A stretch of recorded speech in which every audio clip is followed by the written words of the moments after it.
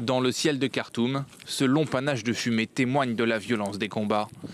Au 26e jour du conflit, d'importantes explosions ont une nouvelle fois secoué la capitale soudanaise.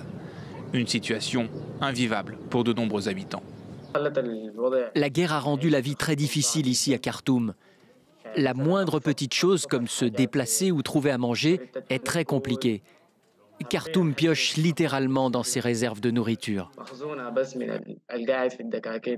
Selon l'ONU, près de 150 000 réfugiés ont fui vers les pays voisins et 700 000 Soudanais sont déplacés à l'intérieur du pays.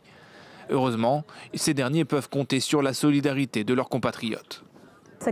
Nous fournissons un abri pour des centaines, des milliers de familles grâce à un effort populaire et sans l'aide du gouvernement ni du Front National.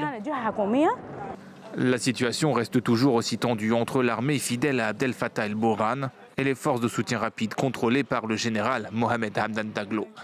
Les deux camps ont envoyé des émissaires à Jeddah en Arabie Saoudite afin d'évoquer des couloirs sécurisés pour l'aide humanitaire, mais aucune déclaration commune n'a été faite.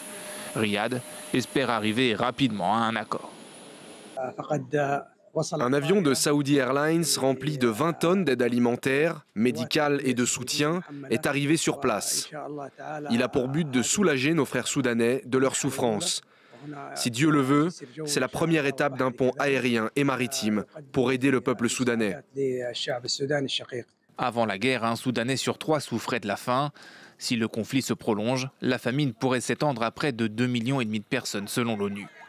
Depuis le 15 avril, le conflit a fait plus de 750 morts et 5 000 blessés.